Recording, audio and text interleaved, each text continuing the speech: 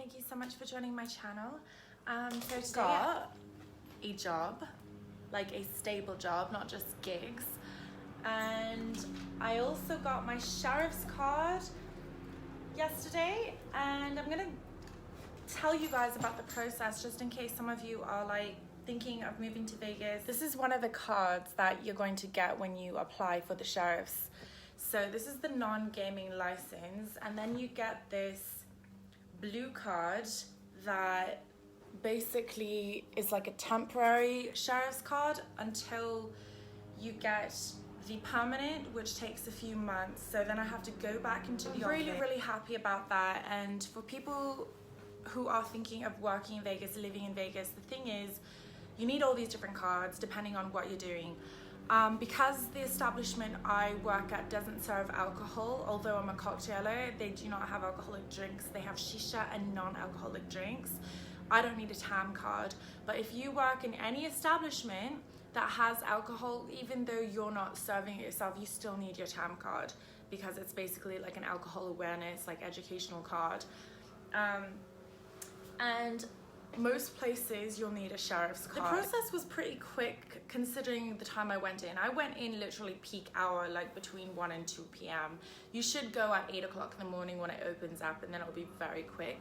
There used to be like this test that you had to take or a class, but you don't anymore. Literally I had to go in, they gave me my number. You cannot get a sheriff's card, by the way, unless you've been offered a position at like you have to have an official offer of employment. So I was given a white piece of paper with the stamp and signature of the manager that offered me the position. That's the only way you can get it. And then because the place has shisha, there's a smoke card, a smoke license card, and that was like on a yellow piece. So the non-gaming card was $51, and then the background check was $36.25. They have to do background check in order for you to get your cards, and then the license application was $51.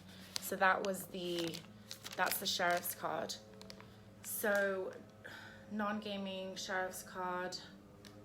I think the non-gaming was the shisha sheriff's, what the manager was telling me about. So altogether it came to $138.25. It is not cheap, it sounds expensive, but when you work in the industry here, you make it back right away quite quickly, especially if you're in the service industry, hospitality industry, because of tips and everything. And so I'm very happy. I finally can announce that news. Everything is all official now. I still need my health card, and it's changed a lot. You used to have to take this online course for health, and they stopped that, and you used to be able to take the test for the health card online, but you have to actually go into one of the locations and take it because people were making it into a business of hiring other people to take it for them. So a health card is not what you think it is, like it is in every other place, like healthcare, whatever. Health card is basically, the name's changed to you, so it's not as ambiguous. It's a food handler and safety, so it's that you know to wash your hands and just take the precautions and the protocol on how to handle food, whether it's beverages or food, actual food, in a safe manner. The place I work at I don't think has food, but because I'm serving beverages, it's the same thing. So that is going to be $40, all this money. Then I'm gonna have to buy the uniform. Thank God I have most of the uniform except for the corset. And the great thing is at the place that we're supposed to get the uniform, we get 30% off. A lot of people in this industry get a percentage off of the dance wear places. It's the same place where the strippers buy their stuff is where the cocktailers buy their things as well, because it's a similar kind of uniform everywhere. Most of the cocktailers in Vegas wear some sort of corset, fishnets, booty shorts, things like that. Like knee-high boots or over the knee boots, things like that. Anyway, I just wanted to tell you guys what's been going on, and okay, so let me backtrack and give you the process of getting a sheriff's card. Okay, so once your employer gives you that piece of paper that is basically the sheriff's card application, signatures it, signs it, you also have to sign it and you have to fill it out before you go there. Then once you get there, you show the front desk person, they give you a number. It's a specific number for what you're there for. You're going to see hookers, you're going to see strippers, you're going to see everyone and everything in between because it's Vegas. It was quite entertaining, to be honest, because it's never boring here. They actually made one of these working girls change because her ass cheeks were hanging out. She seemed like a nice girl, but she was all over the place, and then she disappeared, and then she came back completely clothed. She was like wearing tights and a t-shirt. Okay, so anyways, once they called me, I went in. They took just the fingerprints of my thumb and my index, and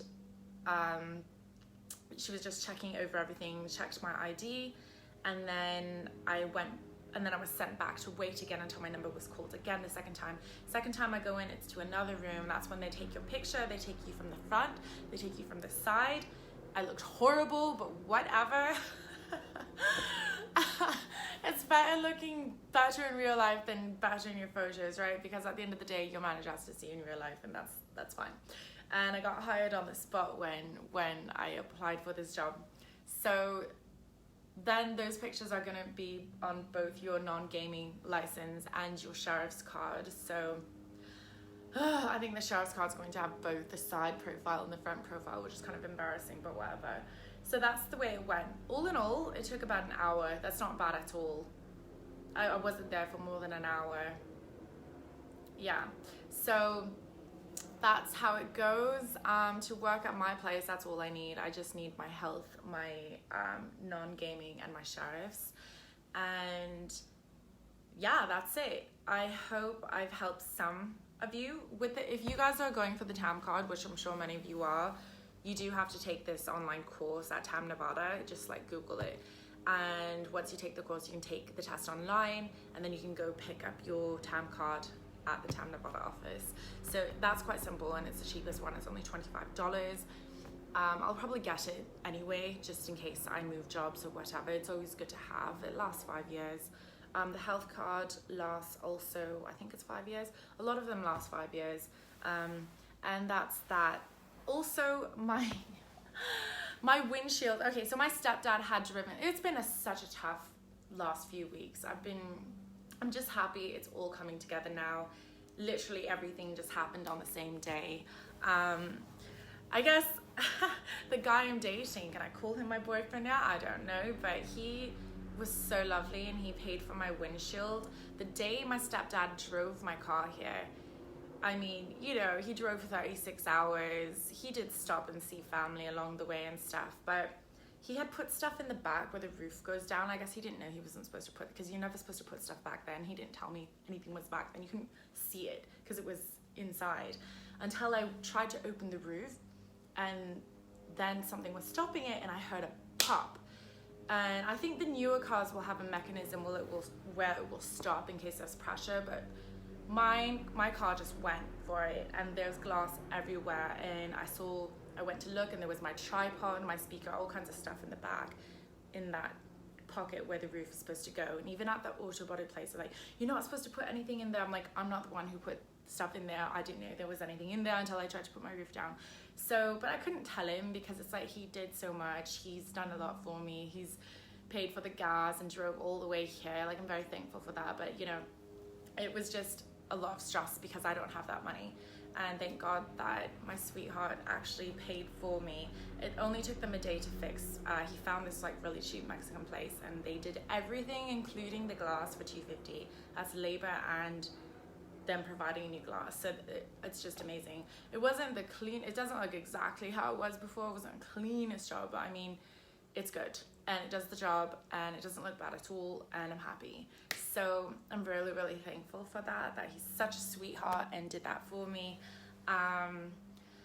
And so that was fixed, and then yeah, everything's just been coming together this week. So I'm in a much happier place, and that's why I decided to vlog and tell you guys about it, that everything's coming together. And yeah, I'll keep you updated. I'm finally just so happy that I'm having a stable job, because go-go dancing, especially when I'm not permanent yet at Piranha, it's not stable enough, and it's not often enough. I'm called every once in a while when there's call-outs and this and that. But I may have another job coming up, another go-go gig, which doesn't pay as much, but it's something, and that's what I wanted. I wanted a stable base job that's ongoing and constant, where I'm permanently at a place, which is the nightclub that I'm going to be working for, and then the go-go gigs on the side. And with those two things, I'm really happy. And yes, I'm still studying for the bar.